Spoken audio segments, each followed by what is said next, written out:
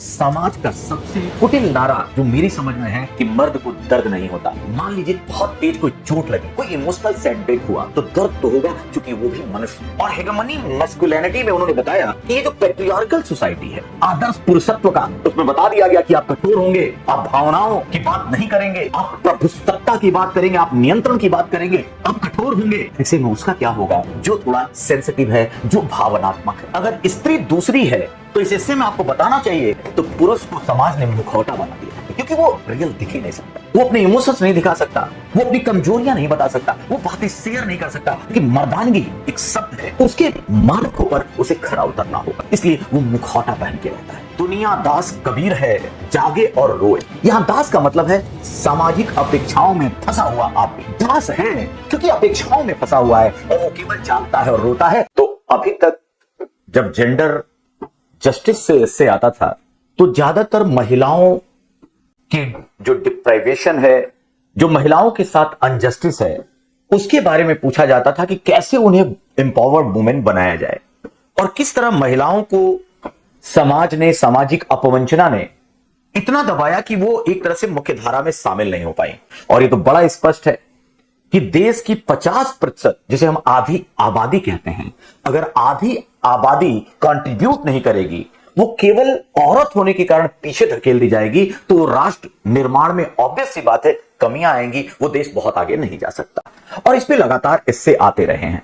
आपको याद होगा सिमन द बुआ जो द सेकंड सेक्स लिखती हैं, तो उसमें उन्होंने बड़ा स्पष्ट लिखा है कि स्त्री पैदा नहीं होती, बना दी जाती है। और यहां हमें याद रखना होगा कि जब हम ऐसे किसी भी विमर्श की बात करते हैं तो पहली चीज याद रखिए कि there is a difference, clear cut difference, बड़ा स्पष्ट अंतर है सेक्स और जेंडर में। सेक्स बायोलॉजिकल है। अगर हम पुरुष के रूप में पैदा हुआ, कोई स्त्री के रूप में पैदा हुआ, वो बायोलॉजिकल है, उसे सेक्स कहते हैं, इसे नहीं बदलना है। क्योंकि आज की तकनीक ये भी कर सकती है। आजकल ऐसे बहुत सारी चीज हो रही है। भी ओलंपिक में एक एथलीट थे, उन पे आरोप लगा, टेनिस प्लेयर पे आरोप लगा, लेकिन यहां यह कहा जा रहा है कि सेक्स की बात नहीं हो रही है, ये जेंडर जस्टिस की बात हो रही है। और जेंडर का मतलब है सोशियोलॉजिकल। जब सामाजिक नियम, सांस्कृतिक नियम, या फिर कहें कि जो सामाजिक संरचनाएं हैं, जब अलग जेंडर होने के कारण वो डिस्क्रिमिनेशन पैदा करते हैं, तब उसकी बात करते हैं। और इस जेंडर जो गैप है, जो एक तरह से भेदभाव है, जेंडर डिस्क्रिमिनेशन को दूर करना है, जो सेक्सुअल डिफरेंसेज है उसको नहीं, ये रहना चाहिए, यही तो सृष्टि का नियम है। पुरुष, स्त्री, अब तो थर्ड जेंडर, ये सब होने चाहिए। लेकिन एक हमारे संविधान में भी बड़ा स्पष्ट लिखा है, हमारे सारे मौलिक अधिकारों में, चाहे क्षेत्र की बात हो, जाति की बात हो, उसके साथ साथ लिंग के आधार पर भी भेदभाव नहीं किया जा सकता। इसीलिए हमें जेंडर जस्टिस की बात करनी है और ये बड़ा स्पष्ट हो जाना चाहिए। स्त्री को पुरुष या पुरुष को स्त्री मत बनाइए, उसे स्त्री रहने दीजिए, उसे पुरुष रहने दीजिए, लेकिन दोनों के अधिकार समान बनाइए। दोनों को ऐसा मौका दीजिए कि समाज और राष्ट्र निर्माण में वो जितनी योग्यता है अपनी पूरी क्षमता के साथ आगे बढ़ सके। अब इस हिस्से को देखो, जेंडर जस्टिस के आधार पर अभी तक चूंकि महिलाओं को, दलितों को जिस तरह समाज ने दबाया, ज्यादातर इससे वहां से आते थे, लेकिन इस हिस्से में बैलेंस है। और कहता है कि यदि लड़कियां पाबंदियों से, तो लड़कों को अपेक्षाओं से, और दोनों ही समान रूप में हानिकारक है। यहां पे पुरुषों की जो समस्या है, बहुत सारे बच्चों ने इस पे जब ऐसे लिखा, लकली इस साल का टॉपर जो हिंदी माध्यम में जिसने अच्छा नंबर पाया, तो वहां पर जब बात हो रही थी तो ऑब्वियस सी बात है, उसको अगर 140 प्लस आए तो उसका कारण यही था, उसने दोनों पक्षों को समानता से लिखा। लेकिन कई बार ऐसा होता है कि हम क्या करते हैं, क्योंकि ये सब जगह तैयार होता है और समाज में, या जब भी हम तैयारी करते हैं, ये सत्य है कि पैट्रियार्कल सोसाइटी में, पितृसत्तात्मक समाज में औरतों को निसंदेह हाशिए पर रखा गया है। उनके वो अधिकार उस रूप में नहीं दिए गए, क्योंकि नौकरी करेगा, घर से बाहर जाएगा, निर्णय लेगा तो पुरुष ही लेगा, स्त्री नहीं लेगी। उसे चारदीवारी में रखना है, उसे एक पूरी बात बताई जाती है कि आपको बहुत सारी सतीत्व, बहुत सारी मर्यादाओं में रहना है। पढ़िए गीता, बनिए सीता, फिर इन सब में लगा पलीता, किसी मूर्ख की हो परिणीता, निज घर बार बसाइए, होए कटीली, आंखें गीली, लकड़ी सीली, तबीयत ढीली, घर की सबसे बड़ी पतीली, भरकर भात पकाइए। तो ये बात रघुवर सहाय ने लिखी है कि महिलाओं से अपेक्षा की क्या की जाती है। मर्यादाओं में सीता की तरह रहें, पढ़ने में गीता जैसा दर्शन जानिए, और उन सबके बाद क्या हो तो किसी के साथ शादी कीजिए और उसके बाद भात पसाइए। नंबर चौथा, व्रत वो करेगी, बच्चे के लिए व्रत वो करेगी, और वो सब निर्जला व्रत होगा, सुबह से शाम तक पानी नहीं। पुरुषों के लिए बातें नहीं है, ये मान्यताएं नहीं है, सच है महिलाओं। इसीलिए देखेंगे कई बार ये पाबंदियों से कि तुम ये नहीं कर सकते, being a woman, being a girl, you are not suppose to do this. और यहीं से शुरुआत होती है इस जेंडर डिस्क्रिमिनेशन की, सामाजिक भेदभाव की, लिंगीय भेदभाव की। तो ऐसे में एक पक्ष तो है जो मैं पहले बता चुका और यहां रिपीट कर रहा हूं। दूसरी तरफ एक इसमें जो है लड़की अपेक्षाओं के, ये भी सच है कि भारतीय समाज की अगर बात करें तो लड़कों से अपेक्षाएं बहुत हैं, और जब ज्यादा अपेक्षा होती है तो ऑब्वियस सी बात है जो उसकी स्वाभाविक रुचि है, जो उसकी योग्यता है, जो उसकी कैपेबिलिटी है, आप उससे ज्यादा जब अपेक्षा करेंगे तो ऑब्वियस सी बात है वो परफॉर्म नहीं कर पाएगा, और परफॉर्म उस लेवल पे नहीं कर पाएगा तो कुंठा का शिकार होता है। और वो हो सकता है, जैसे मान लीजिए मैं बहुत अच्छा स्विमिंग जानता हूं, मैं स्विमर बन सकता था, लेकिन मुझे कहा गया कि नहीं, आपको तो राइफल चलाना है, आपको शूटर बनना है। अब शूटर में शूटिंग में अच्छा नहीं कर पा रहा हूं, लेकिन अपेक्षा है कि शूटिंग करनी है। मैं योग्यता से हो सकता था माइकल फेल्प्स का रिकॉर्ड तोड़ सकता, लेकिन यहां मैं बिंद्रा नहीं बन पाया।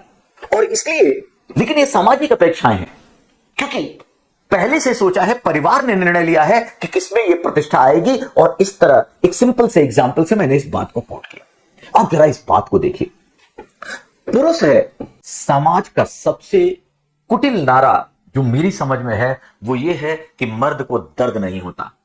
अरे भाई, मान लीजिए बहुत तेज कोई चोट लगी, कोई इमोशनल सेटबैक हुआ, तो दर्द तो होगा, क्योंकि वो भी मनुष्य है। अंदर से वो दर्द को अभिव्यक्त करना चाहता है, लेकिन बाहर का समाज, बाहर की अपेक्षाएं कहती हैं नहीं, पुरुष रो नहीं सकते, क्यों लड़कियों की तरह रो रहे हो। अब यहीं पर वो द्वैत होता है, वो द्वंद्व होता है। वो अंदर से रोना चाहता है, बाहर की बाध्यता उसे रोने नहीं देती। और आप जानते हैं, जब भी कोई ऐसी चीज आती है, जब भी कोई ऐसा द्वैत होता है, तो वो कहीं ना कहीं किसी अन्य तरह के रोगों को, किसी अन्य तरह के विकारों को जन्म देता है। और पुरुष इन विकारों के साथ चलने को मजबूर है, क्योंकि उससे अपेक्षा ही कुछ इस रूप में की जाती है। यही एक कारण है, एनसीआरबी 2023 की रिपोर्ट कहती है कि महिलाओं से 70% अधिक पुरुषों की आत्महत्या का दर है। क्योंकि घर कौन चलाएगा, क्योंकि सारी समस्याएं, जो भी इक्वेशंस हैं परिवार चलाने के, वो कौन करेगा, पुरुष करेगा। योग्य है नहीं फर्क पड़ता, अपेक्षा है पुरुष ही करेगा। और ऐसे हालात में सबसे important psychological burst, emotional burst नहीं कर सकता वो। इसलिए ब्रस्टिंग नहीं कर सकता क्योंकि तुम मनुष्य नहीं, पुरुष हो, और पुरुष होने के नाते तुम रो नहीं सकते।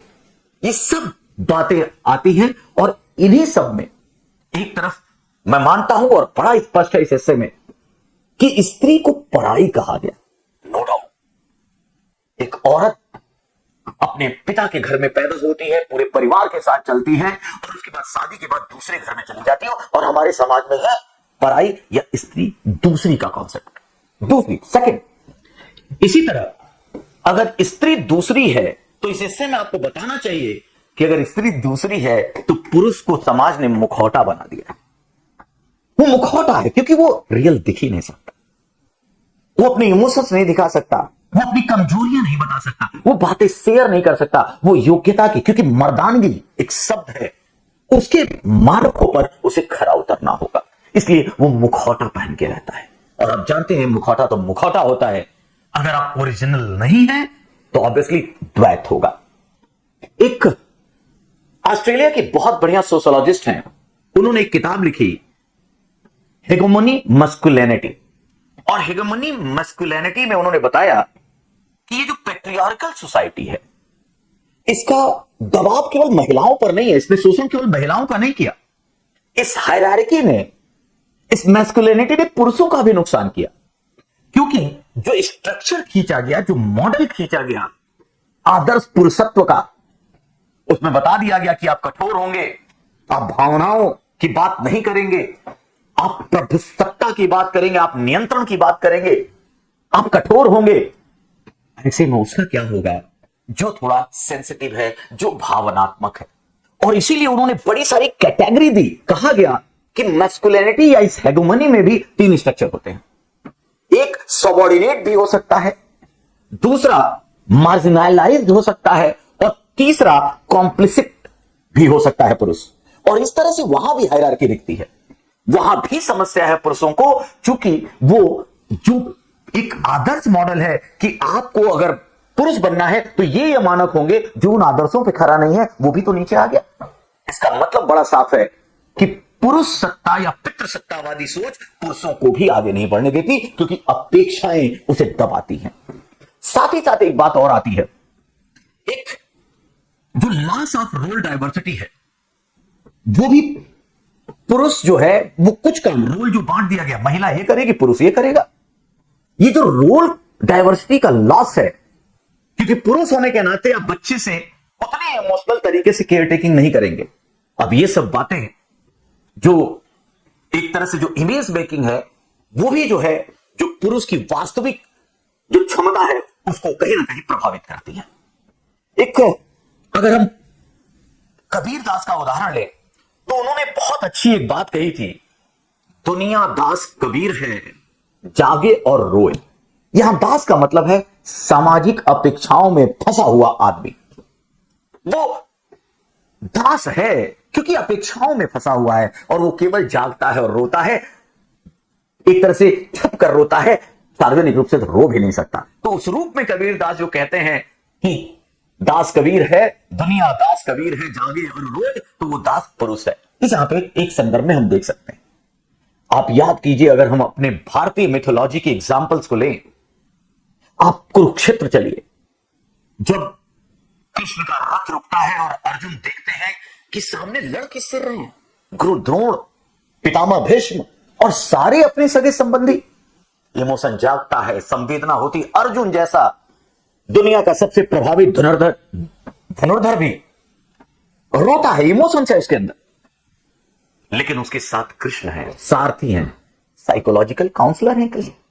उन्होंने इतनी बढ़िया काउंसलिंग की, और फिर वो युद्ध होता है, और फिर वो बात होती है कि कर्म ही तुम्हारा धर्म है। ऐसे में जरूरत पुरुषों को भी होती है। एग्जाम्पल मैंने इस संदर्भ में लिया कि अपेक्षा, अगर वो जो दबाव था, जो संवेदना थी, जो भावना थी, अगर अर्जुन इससे बाहर नहीं निकल पाते तो क्या वो वास्तव में जो महाभारत का पूरा बिंब और दृश्य रचा गया है वो संभव हो पाता? तो वहां पर भी उनको साइकोलॉजिकल काउंसलिंग की जरूरत पड़ी। इसी रूप में हमें इन सारी चीजों को देखना है। और ऐसे में जब कोई ऐसी बात आ रही है, और यहां बड़ा साफ मैं कह दूं कि जो मैस्कुलिनिटी है उसके बारे में, और खासकर जब वही कॉलिन लिखती हैं तो कहती हैं कि जो हेगोमोनिक मैस्कुलिनिटी है, that not oppresses women only but also the men who not conform to it। मतलब ये केवल महिलाओं को ही नहीं दबाती, बल्कि जो इसके मानकों पर खरा नहीं उतरते उन पुरुषों को भी दबाती है। इसलिए जो अपेक्षाओं, लड़कों को अपेक्षाओं से, उसे परिवार चलाना है, उसे नौकरी करनी है, उसे जो समाज सोचता है उसके मानकों पर खरा उतरना है, इन सब अपेक्षाओं से जो व्यक्ति है, जो लड़का है, वो अपनी इच्छा से चीजें, कैरियर नहीं चुन सकता, वो अपनी इच्छा से आगे नहीं बढ़ सकता, बल्कि अपेक्षा के हिसाब से समाज और परिवार की उसे आगे बढ़ना होगा। और ये सारी चीज जब होंगी तो ऑब्वियस सी बात है कि ये हानिकारक अनुशासन है, इसे बदलना चाहिए। आज दुनिया में बहुत सारे बदलाव आ रहे हैं, इसमें कोई शक नहीं है कि महिलाओं को लेकर बहुत ज्यादा तो नहीं, लेकिन थोड़ी सी सोच समाज की पॉजिटिव हुई है। हमारी लड़कियां बाहर निकल रही हैं और कोई ऐसा क्षेत्र नहीं है जिसमें वो बेहतर परफॉर्म नहीं कर रही हैं। तो उस परंपरागत पोगापंथी और रूढ़िवादी सोच कि महिला होने के नाते वो साइंस में नहीं जा सकती, वो पॉलिटिकल उसमें नहीं जा सकती, वो कल्चरल उसमें नहीं जा सकती, वो फिलोसफर नहीं बन सकती, वो एक तरह से लीडर नहीं बन सकती, वो सब हमने एक तरह से वॉश आउट कर दिया है, इसमें कहीं कोई डाउट नहीं है। लेकिन साथ ही साथ एक बात अभी भी जो हमारे समाज में है, अगर पुरुष नौकरी नहीं करता तो वो निकम्मा है, कमजोर है, अयोग्य है। और अगर महिला नौकरी नहीं करती तो ये सामान्य सी बात है, क्योंकि वो तो शादी करके चली जाएगी, पराई है। ये भी जो लड़कों पर बहुत अपेक्षाएं हैं कि उसे नौकरी करनी ही होगी, ये सारी बातें, ये सारा जो हमारी पेट्रियार्कल सोसाइटी की सोच है, हमारे समाज की सोच है, ये कहीं ना कहीं बाधा पड़ती है। और आज की दुनिया में जब ये चेंजेज हो रहे हैं, एक और चीज मैं बताना चाहूंगा जो आप इससे में लिख सकते हैं, वो ये, हमें बात करनी है जेंडर जस्टिस की। आप देखिए जितने भी न्याय हैं वो क्योंकि महिलाओं के साथ अपमान हुआ है तो थोड़े जेंडर बायस दिखते हैं। अभी इधर बीच तो बहुत सारी केस स्टडी है, उस पर चर्चा नहीं करेंगे। मैं कोई नीले ड्रम की बात करूं, समझदार हैं आप लोग, या शिलोंग घूमने की बात करूं, ऐसी भी चीजें देती। लेकिन ये इसका मतलब ये नहीं है कि महिलाएं पुरुषों को, मतलब एक तरह से जो पुरुष प्रधान सत्ता है वो बदल गई है और महिलाएं अब शोषण करने लगी, ये एक्सेप्शन है। लेकिन समाज में ये बातें भी आ रही है।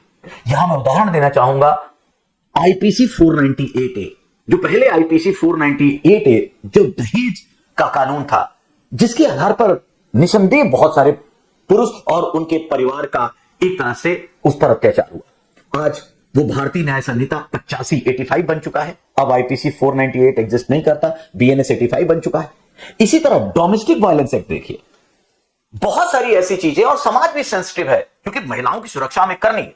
लेकिन कहीं ना कहीं आज जरूरत है कि अब हम, जब महिलाओं के प्रति चिंतन बदल रहा है, महिलाएं आगे बढ़ रही हैं, एम्पावर्ड हो रही हैं, तो साथ ही साथ आपने मजाक में सुना होगा कि बहुत हो गया human right commission for women, अब तो human right commission for main चाहिए। पुरुषों को भी अधिकारों की रक्षा के लिए एक आयोग चाहिए। वो जो भी बात है, ना तो कोई साहित्यिक आंदोलन हुआ है, ना कोई पुरुष वेदना की बात करता है। ऐसे में जो समाज बदलता जा रहा है तेजी से, और 21वीं सदी 2025 की अगर बात करें तो निसंदेह ये पुरुषों की अपेक्षाएं, पुरुषों के अपने अधिकारों को लेकर भी जो समस्याएं उठ रही हैं, इस पर विचार किए जाने की जरूरत है। स्पष्ट है कि पुरुष लिटिगेटिव हैरेसमेंट का भी शिकार हो रहा है।